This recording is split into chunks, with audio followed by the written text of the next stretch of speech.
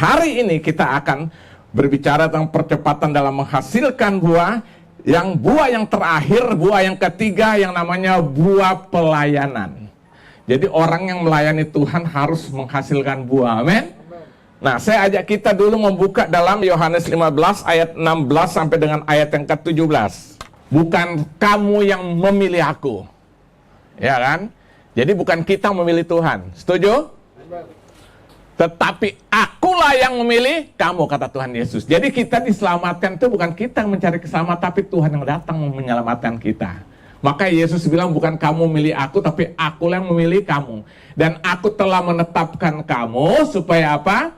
Kamu pergi dan menghasilkan buah. Dan buahmu tetap. Artinya sekali berbuah tetap berbuah. Ya kan? Dan buahmu itu tetap supaya apa yang kamu minta kepada Bapa dalam namaku apa? Diberikannya kepadamu. Ayat 17. Inilah perintahku kepadamu, kasihlah seorang akan yang lain. Jadi saudara lihat di sini Tuhan Yesus kan menggambarkan dirinya itu seperti pokok anggur itu loh. Di luar aku kamu tidak bisa berbuat apa-apa. Selama kamu melekat dalam aku, kamu akan menghasilkan buah. Maka dibilang pergilah dan menghasilkan buah, dan buah itu harus tetap.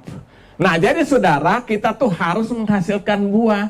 Nah kita sudah bahas ada 2 buah sebelumnya, itu buah pertobatan dan buah apa? Buah roh. Nah sekarang kita akan berbicara buah pelayanan. Jadi kita tuh harus menghasilkan buah pelayanan. Kita harus mengalami yang namanya percepatan dalam menghasilkan buah pelayanan. Saya sudah katakan, saudara jangan anggap remeh. Tahun lepas tahun ini kedatangan Yesus semakin dekat, saudara. Kapan gak ada yang tahu, tapi prinsipnya tahunnya semakin dekat. Amin. Masa kita tidak cermat atau tidak cerdas lihat keadaan situasi dunia yang sedang terjadi seperti sekarang ini. Ini kan tanda-tanda kita semua bilang kan. Nah kita harus mengalami percepatan. Di antaranya menghasilkan buah. Salah satu yang hari ini kita bahas buah pelayanan. Nah saudara buka dulu sekarang Filipi pasal 1. Saya baca di situ Filipi 1 22 sampai 24. Tetapi jika aku harus hidup di dunia ini, itu berarti bagiku bekerja apa? Memberi buah. Lihat, Paulus bilang kepada jemaat di Filipi, tetapi jika aku harus hidup di dunia itu berarti bagiku bekerja memberi buah. Saya ganti bekerja itu juga berbicara tentang melayani, memberi buah.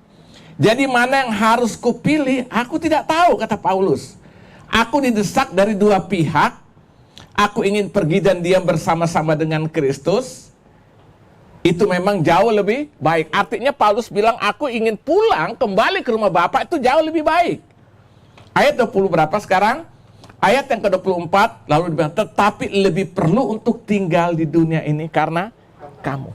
Paulus bilang, lihat jelas di sini dia bilang, tapi jika aku harus hidup di dunia ini itu berarti bagiku bekerja menghasilkan buah. Berarti aku harus melayani untuk menghasilkan buah. Aku didesak dari 2 sisi. Aku ingin pulang kepada Bapa, itu lebih baik. Tapi aku juga memiliki satu tantangan. Aku didesak dari 2 sisi. Tapi lebih perlu untuk tinggal di dunia ini karena kamu. Dia bilang kepada jemaat di Filipi. Aku ingin pulang baik, tapi aku juga harus ada di dunia ini untuk melayanimu. Saya pakai bahasa gampangnya gitu. Itu sebabnya saudara lihat di tengah-tengah kehidupannya dalam penjara pun, dia masih menulis surat kepada jemaat di Filipi seperti ini. Kalau kita dalam penjara stres dah kan? Saya udah pernah jelaskan, kan dia di penjara di Roma. Itu bukan penjara yang nyaman, makan, tidur enak, saudara ya kan? Itu penjara dalam bawah tanah itu loh, yang di bawahnya tuh ada aliran sungai itu. Kalau air pasang naik, dia basah semua. Maaf kata saudara, dia hanya pakai celana dalam aja saudara. Bayangkan penyiksaan yang luar biasa. Tapi luar biasa dari dalam itu dia menuliskan surat ini. Dia bilang untuk aku kembali Bapak itu sebenarnya jauh lebih baik. Tapi karena kamu, aku tetap ada dunia ini untuk melayani engkau supaya menghasilkan buah itu. Amin. Nah ini tantangan bagi kita saudara.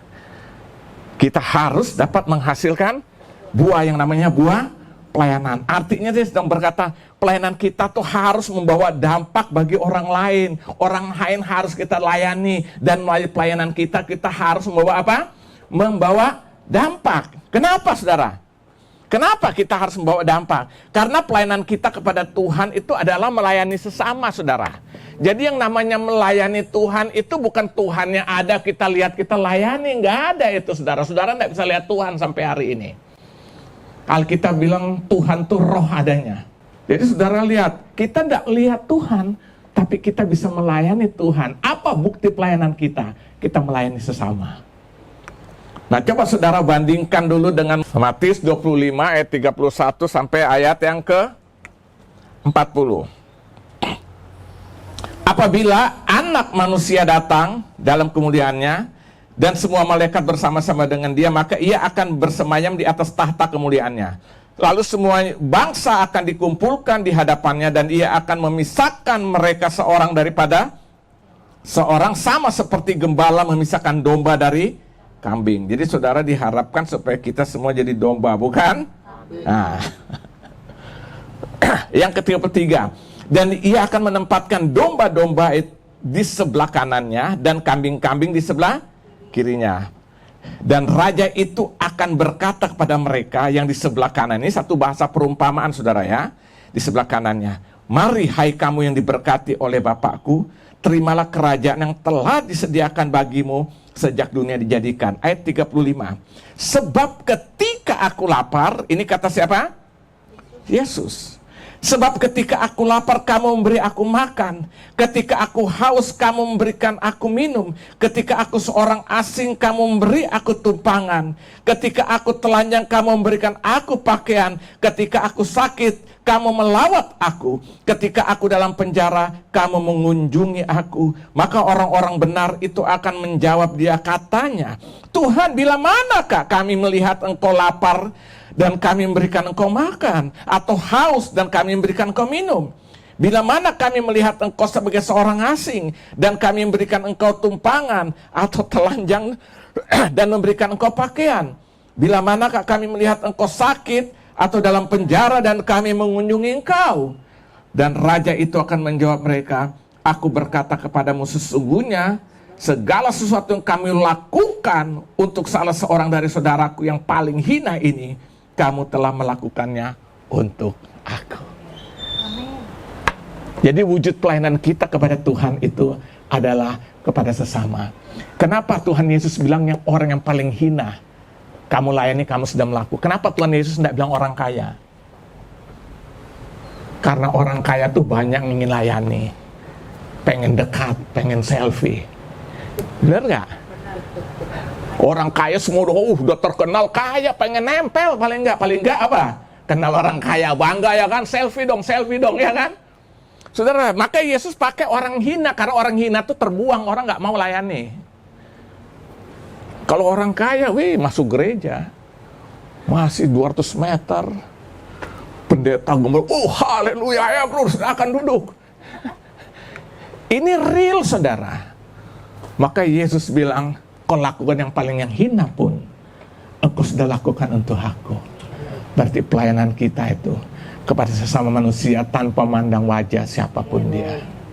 Mau miskin kah, mau kaya kah, layani dia dengan sungguh-sungguh hati. Itulah pelayanan kepada Tuhan. Ini percepatan tahun harus kita lakukan itu. Amin?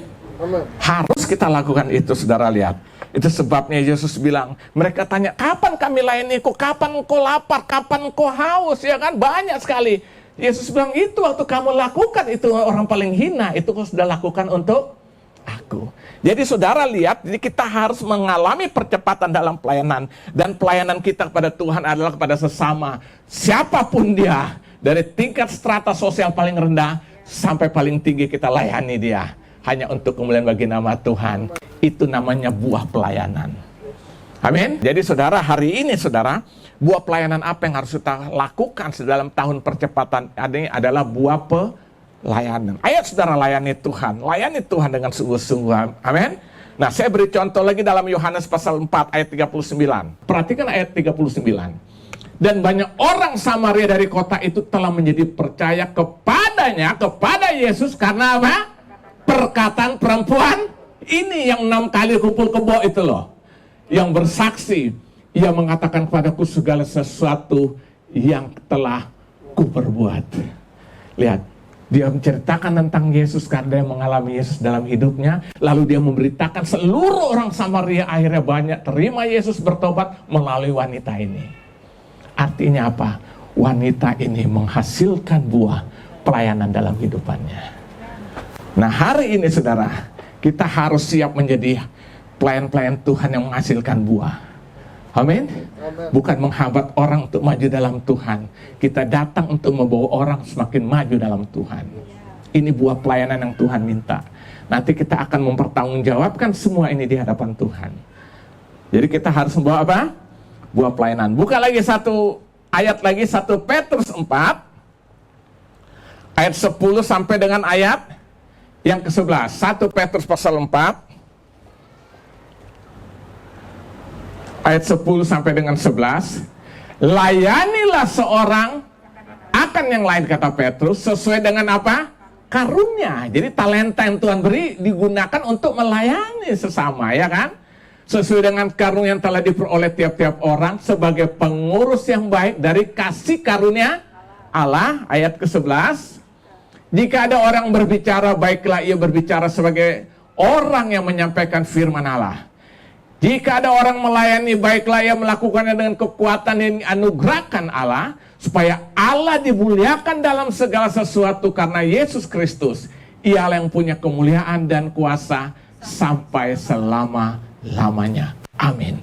Jadi saudara, kita berbicara, kita melayani apapun, semuanya hanya untuk kemuliaan bagi nama Tuhan. Amin. Dan yang bukti pelayanan kita tuh kepada Tuhan adalah kepada sama. Nah, kita harus layani, harus mengalami percepatan. Jadi tidak ada lagi orang Kristen yang nganggur. Saya tidak berkata saudara harus jadi pendeta seperti saya, tidak. Tapi prinsipnya hidup itu adalah pelayanan. Hidup itu adalah melayani Tuhan. Amin. Lewat profesi kah, lewat apapun yang kita kerjakan, itu merupakan pelayanan. Supaya lewat hidup kita menghasilkan buah. Dan buah itu tetap. Amin. Jadi semua harus melayani. Amin. Nah, sekarang pertanyaannya begini, kenapa saya harus mengeluarkan atau menghasilkan buah pelayanan? Kenapa? Kenapa kok Tuhan minta kita menghasilkan buah pelayanan atau kita harus melayani dan menghasilkan buah? Kenapa? Jawabannya cuma satu, karena setiap kita sudah diberikan karunia, sudah diberikan talenta, sudah diberikan bakat masing-masing. Amin. Setiap kita sudah diberikan apa? Talenta, bakat, atau potensi diri Tuhan sudah taruh bagi setiap kita. Jadi tidak ada manusia satu di bawah kolong langit ini tidak diberikan talenta oleh Tuhan. Nah, saudara boleh baca nanti di Matius 25, terlalu panjang kalau saya baca. Saudara boleh baca dalam Matius 25 ayat 14 sampai dengan ayat ke-30. Saya hanya ceritakan, nanti saudara boleh baca di rumah. Ini menceritakan seorang juragan lah, atau seorang raja lah, seorang pemimpin lah, sedang pergi. Tapi sebelum dia pergi, dia membagikan talenta-talenta itu. Ini gambaran tentang Yesus Tuhan itu sendiri. Sebelum dia pergi, dia berikan, ada yang diberikan 1, ada yang diberikan 2, 3, dan seterusnya ada yang diberikan 5. Lalu apa? Setelah itu dia suruh supaya talenta yang diberikan itu dikembangkan, dilipat gandakan, dimultiplikasikan. Setelah dia pulang ternyata apa saudara? Yang 5 membawa, ini Tuanku, talenta 5 yang kau berikan, aku kembangkan menjadi 10. Yang 2 lagi datang, ini Tuanku, talenta yang kau berikan 2, aku berikan, ada 4. Multiplikasi enggak? Yang 1 datang maki-maki, dasar dia ngambil pokok kata-kata, dia kubur talenta itu. Dan akhirnya Tuhan marah banget, ya kan? Dia bilang, ambil dari orang 1, beri kepada yang lain itu. Akhirnya apa? Yang dapat 2 dan 5 itu akhirnya dia masuk dalam perhentian bersama tuannya itu. Nah, saudara lihat di sini. Artinya apa? Setiap kita Tuhan berikan karunia dan talenta dengan tujuan dan maksud supaya itu kita pakai untuk kemuliaan bagi nama Tuhan. Talenta itu di dalam bahasa Yunani itu dipakai kata talanton. Talanton itu adalah satu ukuran berat, saudara. Pakai dengan istilah yang biasa dipakai itu adalah emas, ya. Jadi itu ukuran berat. Nah, ukuran berat itu satu talenta itu sama dengan 3.000 sikal. Jadi satu talanton itu sama dengan 3.000 sikal. Satu sikal berapa gram? Satu sikal itu 11,4 gram. Jadi kalau 3.000 sikal itu 3.000 kali 11,4 gram dijadikan ke kilogram itu sama dengan 34 kilogram. Saudara bayangin nggak emas 34 kilogram? Lu jalan lu seret tuh kalau pakai tuh. Mungkin dia nggak boro-boro gantung leher ya kan. Ini seandainya emas beratnya luar biasa. Berarti kualitas luar biasa nggak itu? Bobot yang luar biasa nggak? Itu talenta Tuhan berikan bagi setiap kita. Satu talenta minimal. Ya kan? 34 kilogram, saudara. Itu kalau diukurkan pada konteks zaman itu dijadikan konversikan ke uang itu nilainya 6.000 dinar. Nah, satu orang bekerja satu hari dalam konteks zaman itu, upahnya berapa kata Alkitab? Satu hari 1 dinar. Jadi kalau 6.000 dinar, 6.000 hari. Bagi 1 tahun 365 hari berapa? Saya coba hitung, catat kurang lebih 16.438 sekian tahun saudara bisa bekerja baru bisa mengumpulkan apa? 6.000 dinar itu. Boro-boro hidup segitu ya kan? Saudara bayangkan ya kan, itu 16.438 tahun. Artinya apa? Talenta yang Tuhan berikan bagi setiap kita itu luar biasa. Nah, apa tujuannya Tuhan beri? Tuhan ingin supaya talenta itu kita pakai, kembangkan untuk kemuliaan bagi nama Tuhan. Makanya saya bilang tidak ada alasan orang untuk tidak melayani Tuhan. Artinya kalau Tuhan meminta sesuatu dari kita, berdasarkan potensi sebelum dia minta pun, dia sudah beri dulu. Beda dengan kita minta tapi nggak pernah beri. Dia sebelum minta sesuatu, Tuhan beri dulu. Saya mau tanya, Tuhan suruh kita mengasihi sesama. Sebelumnya sudah lakukan belum? Dia sudah mengasihi kita lebih dulu. Tidak ada yang Tuhan minta tanpa dia beri lebih dulu. Jadi waktu dia bilang supaya kita melayani dia, talenta itu sudah dia beri. Amin. Ada 1, ada apa? Ada 2, seterusnya ada 5. Nah, pengertian 1, 2, 5 itu ada 2 pengertian. Pengertian yang pertama itu berbicara tentang kadar. Jadi ada orang diberikan talenta, kadarnya luar biasa. Saya beri contoh supaya saudara mengerti lah. Misalnya orang diberikan talenta musik. Si A umur 5 tahun, si B umur 5 tahun belajar musik, sama-sama punya bakat musik atau talenta musik sama-sama. Belajar dengan guru yang sama, latihan, jam belajarnya semua sama. Tapi ternyata si A itu lebih melejit daripada si B. Ya kan? Kalau dihitung dengan angka, katakan angkanya 90, si A. Si B cuma 70. Saya mau tanya, sama-sama punya talenta musik nggak? Apa yang membedakan? Kadarnya. Makanya emas itu ada kadar kan? 18, 22, 23, 24. Sama nggak sama-sama emas? Bedanya apa? Nah, kecuali Mas Tarso yang di bawah tadi. Ya kan? Sama saudara. Tapi kadarnya beda. Nah, jadi pengertian pertama ada 1 atau 2 itu berbicara cuma kadar. Tapi prinsipnya Tuhan berikan kita talenta, tapi kadarnya beda. Tapi apapun juga kita harus lakukan untuk kemuliaan nama Tuhan. Itu yang pertama. 2, 1, 2 dan sebagainya sampai 5. Yang kedua, itu juga berbicara tentang apa? Jumlah jenis talenta. Ada orang diberikan talenta bermain musik. Jago. Tapi juga otak bisnisnya jago banget ya kan. Lihat segala sesuatu, dia tempat tangkap gitu loh. Ini kesempatan, dia bisa berbuat sesuatu untuk apa? Menghasilkan bisnis, saudara. Pernah lihat nggak gitu?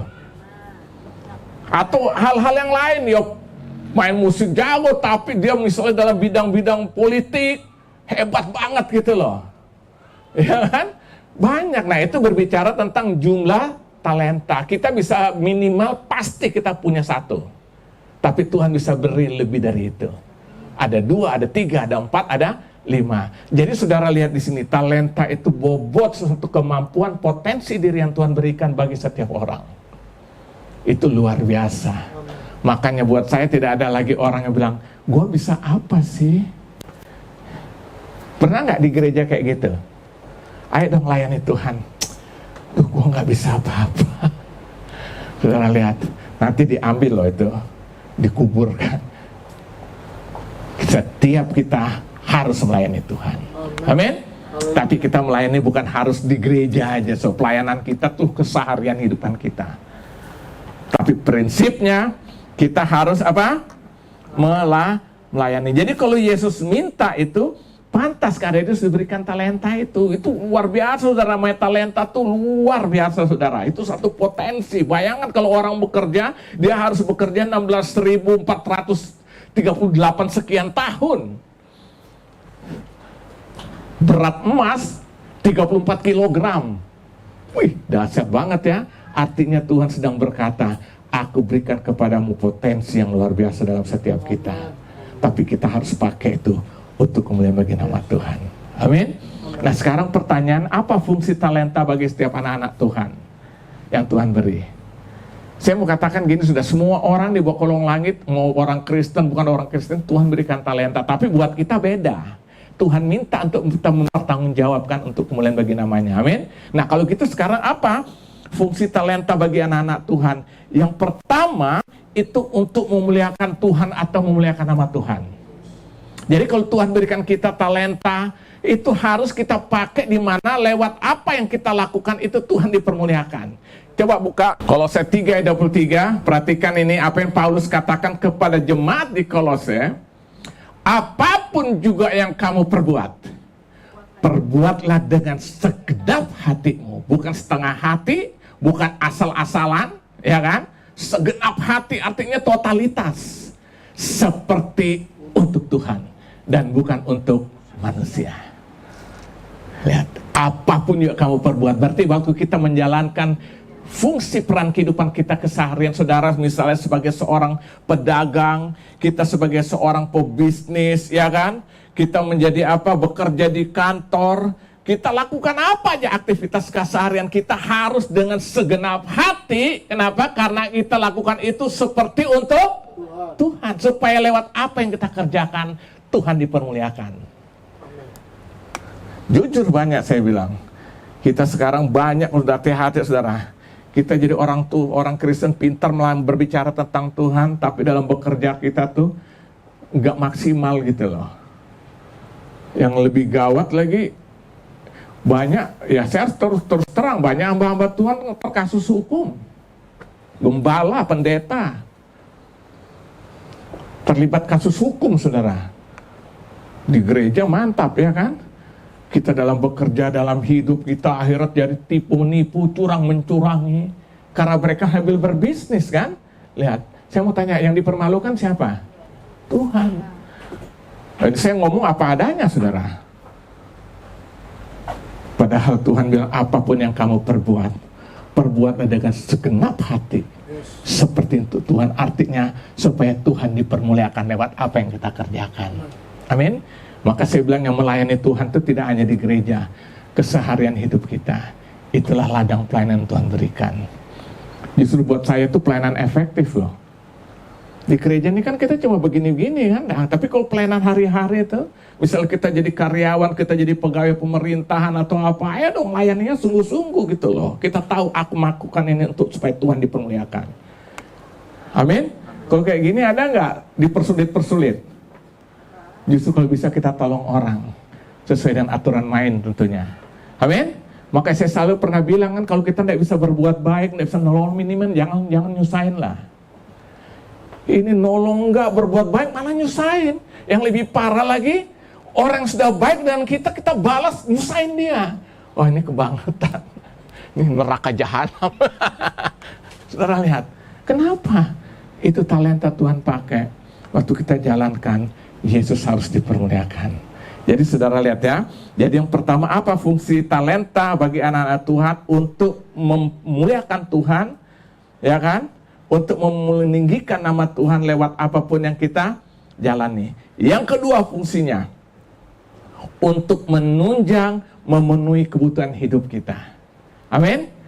Jadi saudara tahu, Tuhan berikan talenta supaya kita dengan talenta kita kembangkan, akhirnya hasil dari pengembangan itu untuk menunjang hidup. Contoh, orang diberikan talenta bermusik, ya dia silakan menjalani sebagai seorang musisi untuk menunjang kehidupannya dia. Dia main musik, dia dapat dibayar. Nah, ini untuk menunjang kehidupan kan. Jadi Tuhan tuh luar biasa saudara. Maka kalau Yesus bilang jangan kamu takut, jangan kamu khawatir, karena apa? Dia sudah berikan talenta itu loh. Yang pertama untuk kemuliaan Tuhan, supaya kita lakukan apa Tuhan dipermuliakan. Yang kedua apa? Untuk memenuhi kebutuhan kehidupan kita. Tuhan bisa tambahkan saudara.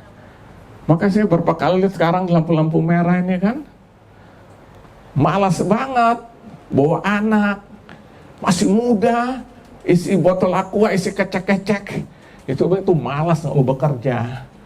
Kan bisa jadi tukang cuci. Nah mulai hari ini tuh saya mau katakan, ada dua fungsi yang Tuhan berikan melalui talenta diberikan. Yang pertama, supaya kita kembangkan talenta itu dan akhirnya melalui talenta Tuhan dipermuliakan. Yang kedua itu untuk kebutuhan hidup kita. Amin. Kita bekerja, kita beraktivitas, dan akhirnya kita mendapatkan upah berkat dari apa yang kita kerjakan itu untuk kebutuhan hidup kita.